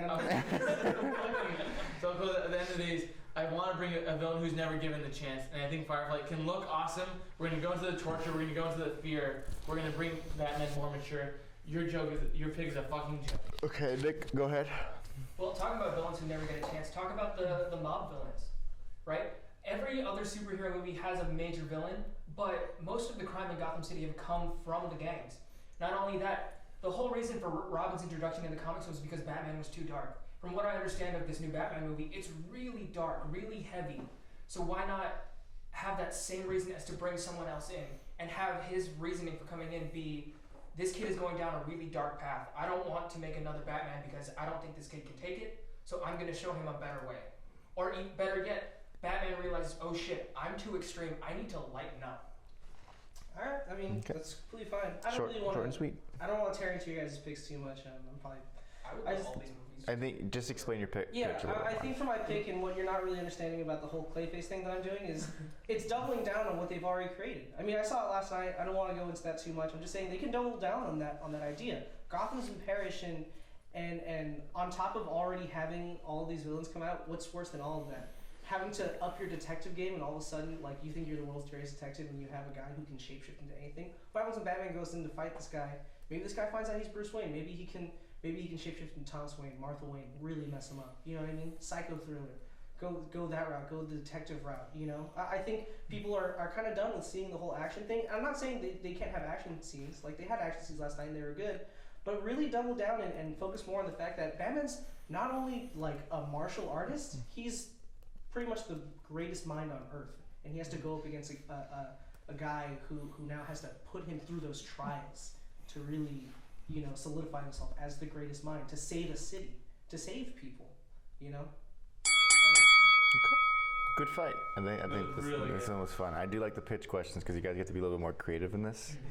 What do you guys think? Oh, it was really cool. All of them had very different picks. Like that, yours is super cool because like it felt like the game. Like this is a mystery that you're making like an investigation. Oh, yeah. I thought that was really dope. I thought everyone's scene was really good. And I thought Omi topped it off last week with Tony Leung as Man with the Golden Gun. I was like, man, I thought for Firefly it was a really awesome scene. I thought the casting was really great. Yeah, that was really cool. Alvin? I'm gonna get to that. This was a tough round. I can't even choose if I'm being honest. I want to see all three of these. I know. These all sound so They're good. all good. They're all good. I like the casting choices you guys chose. I know they're doing a Firefly. He's gonna be the villain of Batgirl, I think, and Brendan Fraser's playing him. Oh, that's pretty cool. Right. And then I didn't know that. you mentioned Ian Glenn.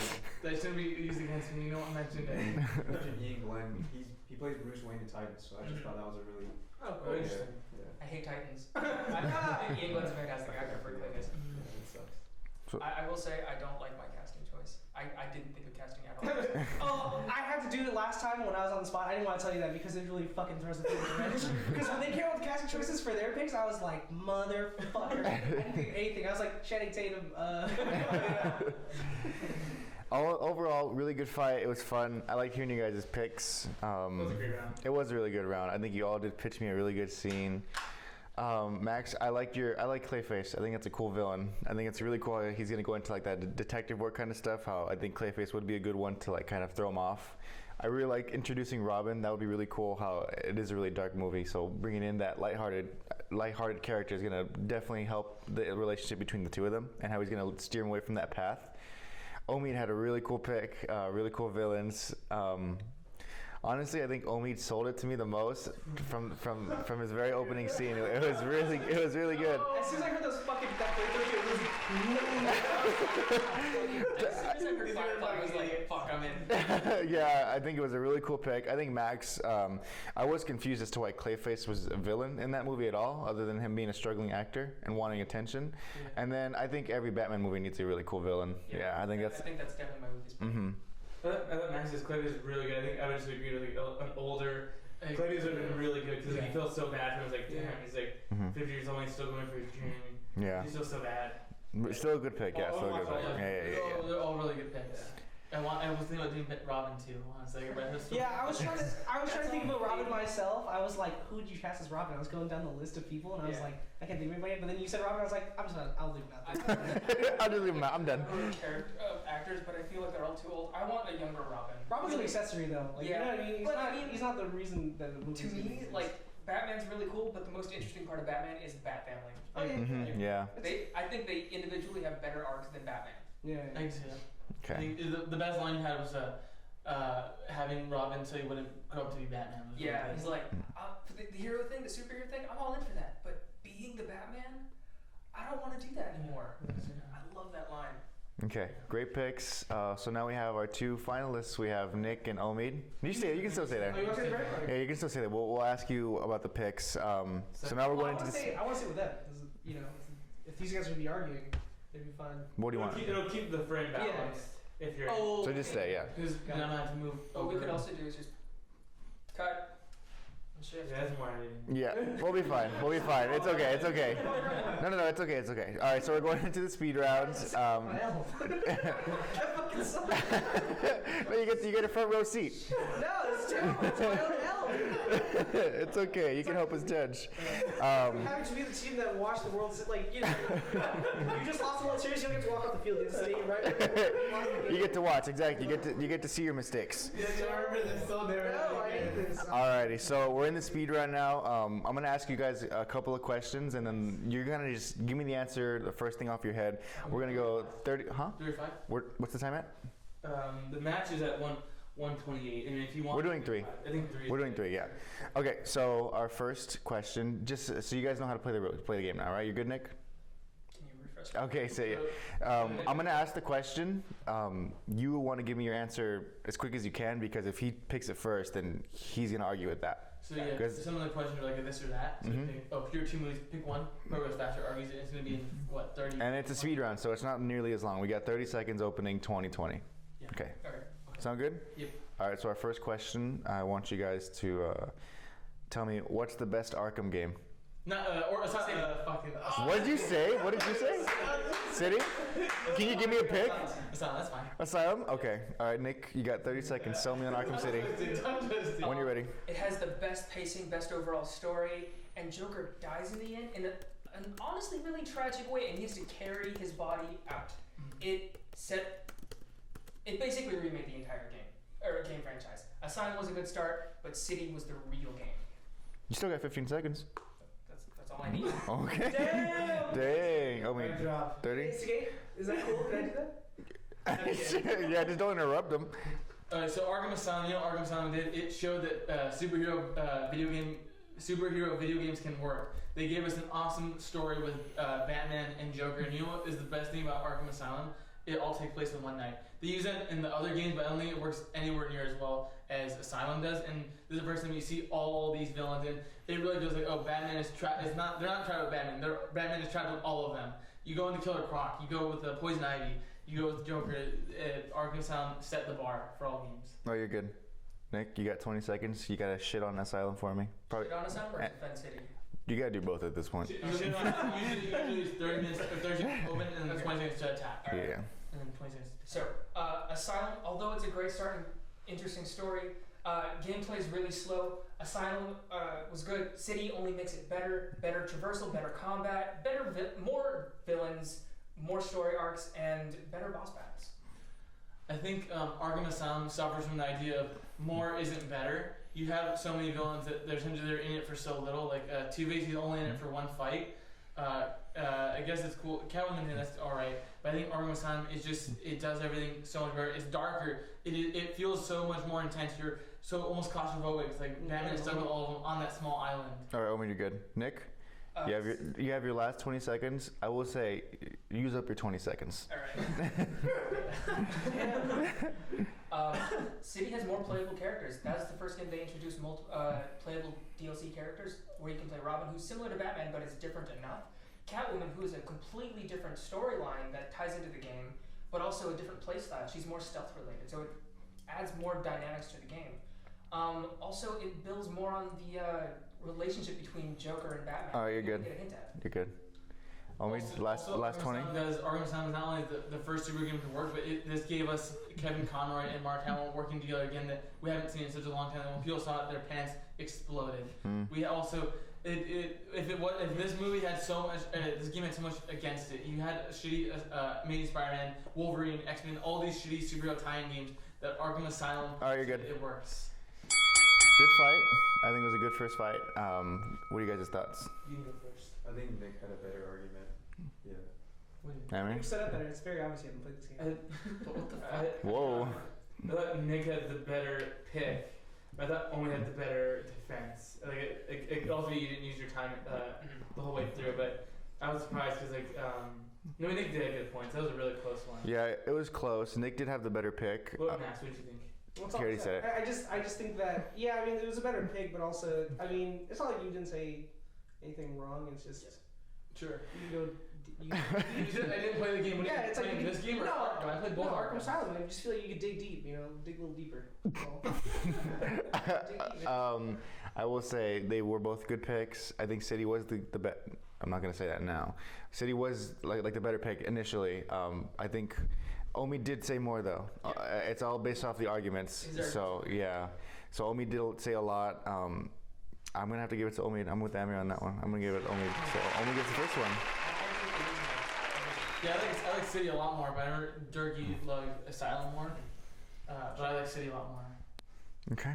That was a good first round. Omi, you're in the lead right now. Let's see if Nick can tie it up. So, next question. This could be the last point. It's deciding, so it's 3 Mhm. So fight as hard as you can. Yeah. Use your time. Use your time. It's Yeah. 3-2 right now, technically. I get it. Yeah, Just but it's best of two. Yeah. There's 3 speed rounds. Okay. So I want you guys to tell me what the worst Batman movie is. Forever. The Batman movie from the 1960s.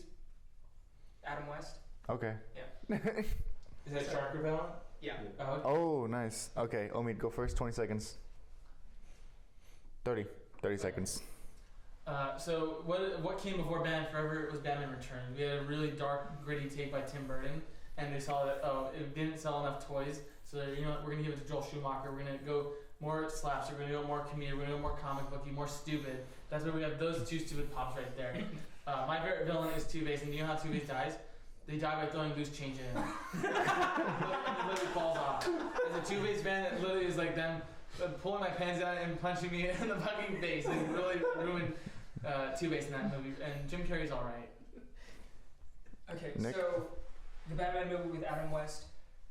People respect Adam West, but let's be real. That entire era of Batman was a living joke. They even went on the record to say that it was supposed to be a comedy. It wasn't supposed to be taken seriously. When they had jokes of like fucking anti-shark bat repellent, whatever it's called. Batman comes out of the ocean with a shark on his leg and he's just shaking it around. And he's running around with a bomb and says, "Some days you just can't get rid of a bomb." Yeah, everything you said, that movie has a charm. I think that's all really funny. I do remember the gift with him holding the bomb, trying to figure out. It's like it comes off really stupid, but I think that's in the '60s that was okay. With Batman Forever, it came off Returns. It was showed as Danny DeVito as Penguin, Michelle Pfeiffer as Selena Kyle. You had really tragic stories, and then you come to this with you don't even get the origin of Two-Face. You barely get any. Omi, you're good. There. Nick? When you think of Batman, no one thinks of Adam West. Let's be real. Design-wise, too, that movie's really ugly. Everyone's wearing leotards. There's nothing special about it. His cowl is honestly really ugly. It's classic, but it's ugly. At least your movie is much better designed. As crazy and stupid as it is, at least it's more fun to watch. Mm-hmm. Blow me? Did you just say no one thinks of Adam West as Batman? What the fuck did you just say? That Adam West is Batman with Batman Forever. What the fuck is this design? You say it's fun, but like when I see this, like, dude, I wish I got the cartoon version of it. With yours, it has a certain charm. It has Batman repellent spray. It has everything in the utility belt. It shows that Batman is made for kids. That's who it was made for. This movie Omi, is you're so good. shitty. Nick, your last 20 seconds. Alright, okay. So, I know for a fact that this movie was trying to be more comic booky, so that's the reason it looks so exaggerated. They didn't have a distinct and solidified design choice for the Adam West Batman movies. They're really bad, they're really cheesy, and you were saying, like earlier, that cheesy slapstick and funny, make a bad Batman movie. I would argue mine's funnier. Yours You're good. Looks weird. Okay. Good fight. It was good. Good fight. Yeah, good fight. It was good. Max. Well, good points. Max, what'd you think? I'm not gonna lie. You could tell you had a lot of momentum. You sold it in the first round. You're like, they fucking threw loose change at the guy. I was like, damn, that's a terrible movie. You sold me on it. But I mean, Adam West is a terrible pick because Adam West is iconic in its own right. You know, even if it's not They're both the greatest, it's Well, like, if you're saying who's your definitive Batman, no one says Adam West. not Yeah. kidding. Not unless you're But 50. You choose worse. you choose worse, not most obscure or mediocre. You know. You're not arguing him, Max. You're out. I thought it was really close. I thought Omi had a really good opening. Yeah. But your second round, you didn't say anything on Adam West. You were just saying how good Batman Returns was. It was a charm, but yeah. Yeah, and that was good of his. But the opening round was really good for Omi. The loose change was really funny. Yeah. They're so close. What about you? I think Omi had the better argument. Yeah. I think for me it was really close. You did start off really well, and I think you couldn't say anything about Nick's other than it being charming in its own way. But Nick, I mean, at the end of the Loose Change was good, but I think at the end of the day, Nick's right. Yours has more rewatchability than anything in that era. Yeah, I would never ever want to put myself through that and watch those movies. Thanks. I mean, I enjoy Jim Carrey. Hot take, but I actually really like Batman Forever. The one with Val Kilmer. I love that movie. Yeah, no, I like it too. I thought honestly, I didn't remember what the first was. I thought I'd pick Batman and Robin. That's funny. All right, no, yeah, I'm gonna give that one to Nick. Change that and they ruin my character. I'm gonna give that to Nick. Yeah. Okay. Final round. Final round. Great round so far. Great match. I'm having fun with this. I think our last question is gonna be a good Batman ender, especially for you, Nick. So I want you guys to tell me who's the best Robin? Oh, please, Dick Grayson. Jason Todd. Okay. Respectable pick. Okay. I I know. I was like, it's speed. was like, actor or movie, but you're saying Robin is a Robin. Okay. Yeah. When I said Robin, I did mean Robin. Yeah. No, they meant actor, bitch. I would have said actor. It's okay. When you say who's the best Batman, that usually goes Christian Bale. But you're first. Give me two Robins, actors. Chris O'Donnell and fucking Titans boy. I don't know his name. He's the fucking Titan. Yeah. Okay. That's good. Just yeah. Go ahead, Nick. Okay, so Dick Grayson is not only the first, but he has gone on the record to say he's the best. Not only is he Batman's first pick to replace him after he's gone, but Batman trusts him guarding a city that's low-key worse than Gotham. He trusts Nightwing with guarding Bloodhaven. You got 14 seconds. Alright, before that, every other Robin after him is in his shadow. Not only Batman's shadow, but the first Robin's shadow, and you can't get past that. Everyone's always trying to live up to his legacy. When I think of best Robin, I think of who is the best. Can I go? Yeah, go for it. When I think of the best Robin, I think of who is the best character, and we see that Dick Grayson essentially is just put on a pedestal. He is almost the perfect person. Jason Todd is practically a young Bruce Wayne. He is angry. He punishes people. He uses his emotion. When you see him, I think he breaks someone's shoulder and under the Red Hood, and Batman was like, "Oh, watch it. That was easy. You could have really hurt him." He's like, "No, it's fine. I had to stop him. He pulled a gun on us." Jason Todd is a tragic Robin, and that makes him the best Robin. 30 seconds. 20 seconds now, Nick. Well, I do agree that Jason Todd has the more iconic backstory. Actually, no, he doesn't have the more iconic backstory. He has the more iconic storyline, but that's when he dies and stops becoming Robin and gets immediately replaced in 2 weeks. Dick Grayson, Joker has gone on the record to say that Dick Grayson was the only Robin that he couldn't break, making him the better Robin. Wow. Nice, that was cool. 20 seconds. That was a good, but I think, like I said, it's the tragedy. What does Batman see? Batman really sees his son die by the person he hates the fucking most, Joker. He like being the shit with a crowbar, and like you just said, Batman replaces him. That shows how shitty Batman was. You know what he was trying to do? He was probably trying to fill a void that losing a son was. He tried to get someone to replace James Todd's spot. Nick? I'm going to go on the record to say that Batman didn't want to replace him. He had no choice because Tim Drake figured it out, and he had no choice. Otherwise, Tim Drake would have revealed the secret identity. It was blackmail. But on top of this, I have my opinions on Injustice, but after Dick Grayson dies, he literally disowns his blood son because he loves Dick Grayson that much.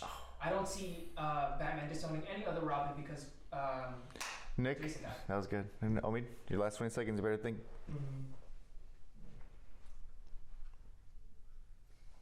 At the end of the day, I'm gonna go off who's the most tragic character. Dick Grayson is great, but he's what Batman should be. He's better than Batman. Jason Todd is what Batman was going to be as a child. He becomes a villain. He becomes Red Hood because essentially what his dad lets him die and doesn't avenge him. That is so fucking tragic. Literally, when he becomes a Red Hood and he's like, "Oh, kill Joker. If you don't stop me, I'm gonna kill Joker." You're good. Good round. That one was really good. That one looked like Nick had fun. Robin's my meat and potatoes. Mm-hmm. Yeah. Max, Why do you think I pitched a Robin intro movie? Max, what do you think? Without arguing with them. Yeah, I mean, you had a lot of momentum, but I mean, Nick knows Robin like the back of his art book, man. Like it's pretty easy. So I mean, he knew where he was going, but I mean, you chose a good angle as far as like you needed to punch up. So I get it. Like it was cool. No, you're a great arguer. It's a good round. Who do you give it to? Oh, I probably give it to Nick still, though. Unfortunately. Alvin? Yeah, Nick brought the comic knowledge. I think the line that sold me was when you were arguing Jason Todd, Nick said his most notable story is when he stopped being Robin. Yeah, dude. So I think that's what sold me that. Yeah. Dang.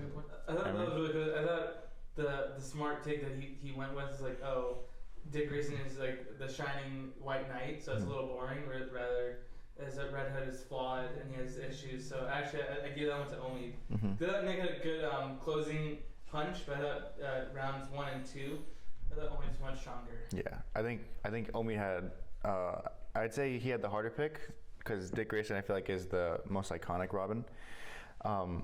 Nick did really well. He had good arguments. You brought it this one for sure. You know, Robin. Omid did very well too. I liked what you were saying about how he's the most tragic, and you were really selling me on it.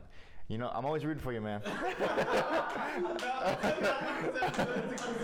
I'm always rooting for you, but I'm gonna give this one to Nick. I'm gonna give this one to Nick. No, he had the. I think he did very well. He argued it well. I think this is the perfect Nick question. I think you should have screwed him over, and you should have gone for Dick Grayson right away when I said the question. I wouldn't have went for Dick Grayson. I don't even like Dick Grayson, honestly. No, you know what? You're right. He is like the pretty boy, but he's a pretty boy for a reason. Fuck out. No, I was happy with the choice I picked. I would have picked it even if I was faster. I would have still went with Jason. Yeah. I would have went with Jason Todd. Yeah. Yeah. Overall, great fight. Good job, Nick. Good job, yeah. You won as our guest. Yeah. Yeah, it's cool always seeing you argue Robin. Yeah. I love it. So, oh, man. Yeah, Awesome. Good new fighter. Yeah, so we had the new fighters. I know we're going to get a bunch more people on. If you want to get on, just comment or talk to us. I'm sure you know us if you're watching In this. the comments. Exactly. We want to see you up here, bro. Yeah. So if you want to get in this, tell us. I mean, we're always happy to have someone new on this thing. We have Amir and Alvin just on the side, and they're cool with watching. I'm cool with watching too. I'm cool with just like enjoying the show, you know? Yeah. It's so different. It's actually really. No, yeah, it was really cool. Next week is we're gonna have our other friend Dion. We're gonna go check with him, but we're gonna anime fights. We're gonna try and do an anime fights themed. But we got a lot going on. If you want to give us ideas, comment it, subscribe, like, do all that. But you guys want to say goodbye? Yeah, it was a great game. It was awesome, really having because he's done come back. But I love that they both were here to help us out. That's awesome. I think having new panels is always more fun because when we're arguing with each other, we know how we are. We know everyone's argument style. But with this, it's like new fighters. Really like, and like, to be fair, this is what we do off camera too. Literally, this is just us hanging out on any normal day. Yeah, no, literally, yeah. Seriously. All right, well, thanks guys. We'll see you next time. Bye, guys.